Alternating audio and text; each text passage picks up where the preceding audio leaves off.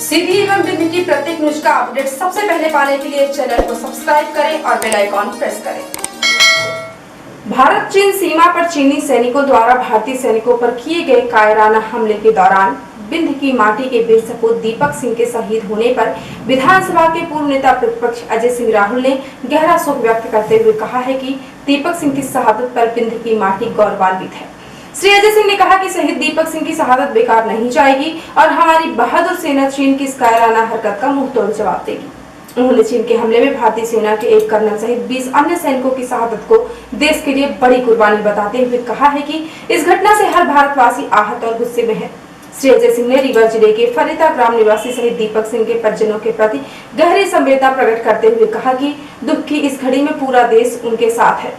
श्री अजय सिंह ने कर्नल संतोष बाबू एवं अन्य 20 सैनिकों की शहादत पर श्रद्धांजलि अर्पित करते हुए कहा कि वीर सैनिकों की शहादत ने हर किसी को विचलित कर दिया है। दुख की इस घड़ी में हम सब शोक संतप्त परिवार के साथ हैं। 17 जून को कलेक्टर रविंद्र कुमार चौधरी द्वारा आत्मनिर्भर भारत आत्मनिर्भर मध्य प्रदेश योजना के क्रियान्वयन की समीक्षा की गई।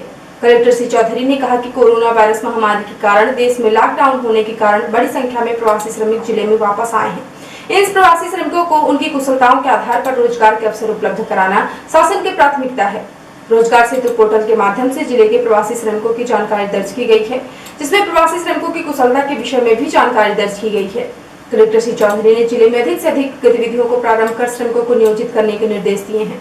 उन्होंने इस कार्य में स्थानीय नियोक्ताओं तथा प्रवासी श्रमिकों के मध्य समन्वय स्थापित करने के लिए कहा है। कलेक्टर श्री चौधरी ने जिले में स्थापित सूक्ष्म एवं लघु उद्योगों से भी समन्वय स्थापित कर रोजगार के अवसरों को बढ़ाने के निर्देश दिए हैं। कलेक्टर श्री चौधरी ने सभी कार्यस्थलों पर कोरोना वायरस के संक्रमण से बचाव हेतु सावधानी रखने के निर्देश दिए हैं। कलेक्टर श्री चौधरी ने कहा कि सभी कार्यस्थलों पर सैनिटाइजेशन की व्यवस्था हो, सभी कर्मचारी एवं अधिकारी मास्क लगाकर रखें तथा 2 गज की दूरी के निर्देशों का पालन करें। उन्होंने कहा कि आर्थिक गतिविधियों का संचालन भी पूरी सतर्कता एवं सावधानी के साथ किया जाए। कलेक्टर श्री चौधरी ने कोरोना संक्रमण से बचाव हेतु आरोग्य सेतु ऐप को अपनाने एवं जानकारियों को अद्यतन करते रहने के लिए कहा है। उन्होंने कहा कि यह ऐप पूर्ण रूप से सुरक्षित है। इससे लाभ एवं अलर्ट प्राप्त करने के लिए आवश्यक है कि नागरिक आवश्यक अनुमतियां जैसे ब्लूटूथ, जीपीएस आदि की अनुमति प्रदान करके रखें। साथ ही ऐप को सदैव सक्रिय रखें ताकि उन्हें हर समय खतरे से आगाह किया जा सके। Aarogya Setu app Google play store एवं एप्पल स्टोर में उपलब्ध है। बैठक में मुख्य कार्यपालन अधिकारी जिला पंचायत एबी सिंह सहित संबंधित विभागों के अधिकारी उपस्थित रहे। मुख्य चिकित्सा एवं स्वास्थ्य अधिकारी डॉक्टर बीएल मिश्र द्वारा जिला अस्पताल एवं विकास खंड स्तरीय स्वास्थ्य केंद्रों का आकस्मिक निरीक्षण कर बरसाती मौसम को देखते हुए विभिन्न जल जनित बीमारियों के रोकथाम प्रबंधन के लिए की गई तैयारियों की खंड स्तर पर समीक्षा की गई। इसके साथ ही शासन के निर्देशों का पालन करने के लिए की गई कार्यवाही की जानकारी भी संग्रहित कराई जा रही है। मुख्य चिकित्सा एवं स्वास्थ्य अधिकारी डॉक्टर मिश्र द्वारा वर्तमान में जिले के स्वास्थ्य सूचकांकों को ध्यान में रखते हुए मातृ स्वास्थ्य एवं कुपोषण से संबंधित शासन की योजनाओं के प्रभावी क्रियान्वयन के लिए विकास खंडवार प्रगति प्रतिवेदन प्रस्तुत करने के लिए सभी संस्था प्रभारियों को निर्देशित किया गया है। डॉक्टर मिश्र द्वारा बताया गया कि जिले में कोरोना एपिडेमिक के दौरान दूसरे सभी स्वास्थ्य के कार्यक्रमों की गति में ठहराव जैसी स्थिति निर्मित हो जाने के कारण स्वास्थ्य सूचकांकों में गिरावट आई है और समयावधि में कार्य संपादित नहीं हो पा रहे। अब मातृ स्वास्थ्य के अंतर्गत RCH पोर्टल एवं HMIS में बैकलॉग सहित सभी जानकारी अद्यतन किया जाना है। यह कार्य ग्राम स्तर से मैदान कार्यकर्ताओं से लेकर प्रत्येक स्तर पर दुरुस्त कराया जाना है।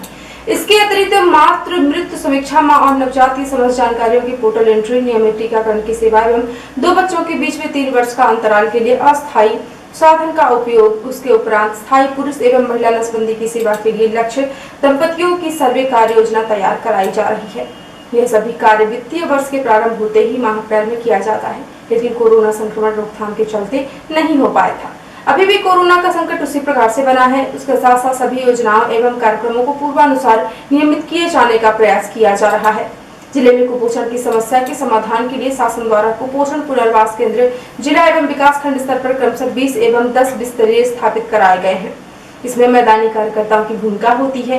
कुपोषित बच्चों को ग्राम स्तर से चिन्हांकित कर भर्ती कराए और उनके डिस्चार्ज होने के बाद उनका समय समय पर फॉलोअप करते रहे। जानकारी में यह भी देखने में आया है कि पोषण पुनर्वास केंद्रों की विस्तर क्षमता अनुसार 100% कुपोषण बच्चे भर्ती नहीं होने के कारण खाली रह जाते हैं, क्योंकि बच्चों का चिन्हांकन समय से नहीं किया जाता। भ्रमण के दौरान सभी बातों पर अमल कर ध्यान देने के लिए BMO को निर्देशित किया गया है। आगामी माह में प्रगति की समीक्षा की जाएगी। मुख्य चिकित्सा एवं स्वास्थ्य अधिकारी द्वारा बताया गया कि आर्थिक लाभ से जुड़ी योजनाओं का लाभ समय से हितग्राही नहीं मिलने पर सीएम हेल्पलाइन में शिकायत दर्ज कराई जाती है। शिकायतों का निराकरण तत्काल संबंधित संस्था प्रभारी को कराने के निर्देश दिए गए हैं, जिससे भविष्य के लिए ऐसी स्थिति न उत्पन्न होने दे। हितग्राही को वांछित लाभ समय से प्रदान किया जाना सुनिश्चित किया जाए। उन्होंने बताया कि प्रत्येक अधिकारी कर्मचारी को सख्त निर्देश दिए गए हैं कि अपने मुख्यालय में रहें और अपने दायित्वों का निर्वहन करें। इसका पालन कराने के लिए बीएमओ अग्रणी होकर कार्य करें। उन्होंने निर्देशित किया है कि प्रत्येक एएनएम अपने क्षेत्रीय गांव में कम से कम माह में 1-2 बार भ्रमण करें, संपूर्ण एएनसी हाई रिस्क प्रेगनेंसी का चिन्हांकन कर लें एवं आगामी माह की ड्यू लिस्ट तैयार करा लें। सभी ऑनलाइन जानकारी पोर्टल में अपडेट रखें और संपूर्ण टीकाकरण का कार्य पूर्ण करें।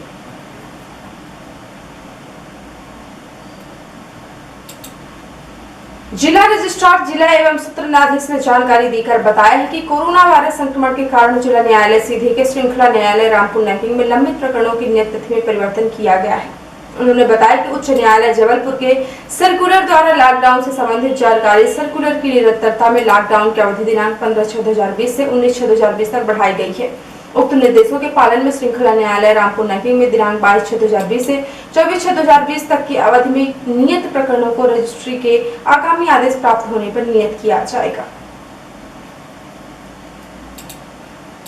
संयुक्त कलेक्टर जिला सीधी ने जानकारी देकर बताया कि दिनांक 22/6/2020 से प्रत्येक सोमवार को प्रातः 10:30 बजे से समय सीमा पत्रों की समीक्षा बैठक कलेक्ट्रेट सभागार में आयोजित होगी।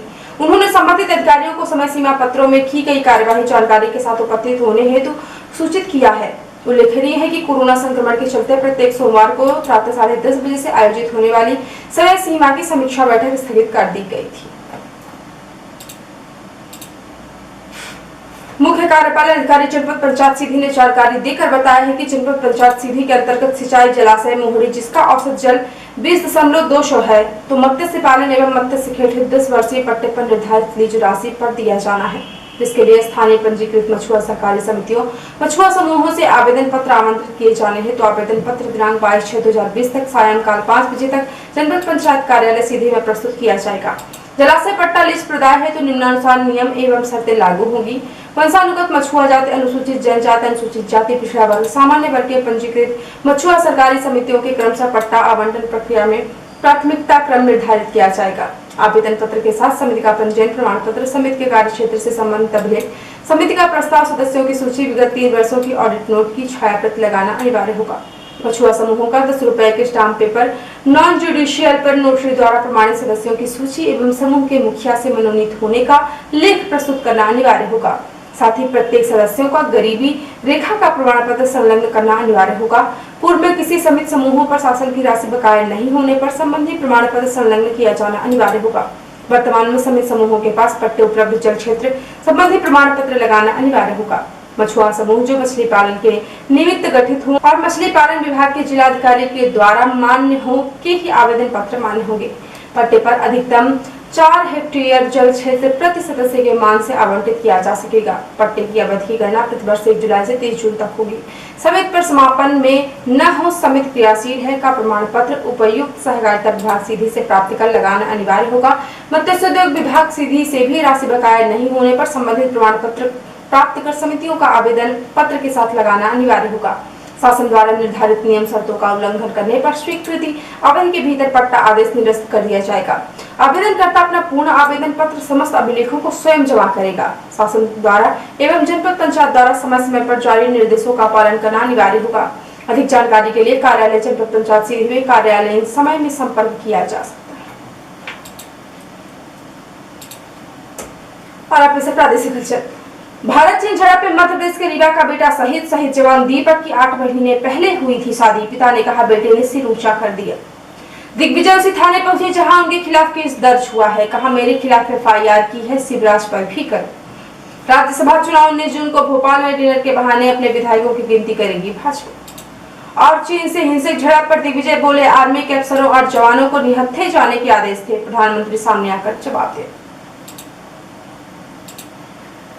और अब पेशा राशि 58 साल में चौथी बार LAC पर भारतीय जवान शहीद हुए। 70 साल में बतौर PM मोदी सबसे ज्यादा 5 बार चीन गए। लद्दाख इलाके में तैनात सेना की सभी यूनिट की वापसी पर रोक, देमचोक और पेंगोंग लेक के आसपास के गांव खाली कराए जाएंगे। मोदी 4 मिनट 12 सेकंड में 303 शब्द बोले। कहा, हमारे जवान मारते मारते शहीद हुए, भारत किसी की उकसावे का जवाब देने में सक्षम है। और एस जयशंकर ने चीन के विदेश मंत्री से कहा, गलवान में जो हुआ उसके लिए आप ही जिम्मेदार, आपकी सेना ने यह सोच समझकर किया। और अब पेशे प्रमुख हलचल। दीपक सिंह की शहादत पर विंध्य की माटी को गर्व है, कहा विधानसभा के पूर्व नेता प्रतिपक्ष अजय सिंह राहुल ने। कलेक्टर रविंद्र कुमार चौधरी ने ली आत्मनिर्भर भारत आत्मनिर्भर मध्य प्रदेश की समीक्षा बैठक। कोरोना संक्रमण से बचाव के साथ ही सभी स्वास्थ्य कार्यक्रमों का होगा प्रभावी क्रियान्वयन, कहा CMHO डॉक्टर मिश्र ने। कोरोना वायरस संक्रमण के कारण रामपुर नैकिंग न्यायालय में लंबित प्रकरणों की नियत तिथियों में किया गया परिवर्तन। और सिंचाई जलाशय मोहड़ी में मत्स्य पालन एवं मत्स्य खेत हेतु आवेदन आमंत्रित किए गए। तो ये थी आज की खास हलचल। यदि आप हमारी न्यूज फेसबुक पर देखते हैं, हमारे फेसबुक पेज को लाइक और फॉलो करें। और यदि आप न्यूज यूट्यूब पर देखते हैं, तो हमारे यूट्यूब चैनल को लाइक, शेयर और सब्सक्राइब करें। साथ में बेल आइकॉन प्रेस कर लें ताकि जब भी न्यूज चैनल पर अपलोड हो आपको उसका नोटिफिकेशन मिल जाए। यदि आप ताज़ी न्यूज वेब पोर्टल पर पढ़ना चाहते हैं तो लॉग इन करें www.ntvIndianews.com। सीधी एवं बिंद क्षेत्र की प्रत्येक न्यूज का अपडेट सबसे पहले पाने के लिए जुड़े रहे नवीन नेटवर्क सिटी चैनल के साथ। नमस्कार।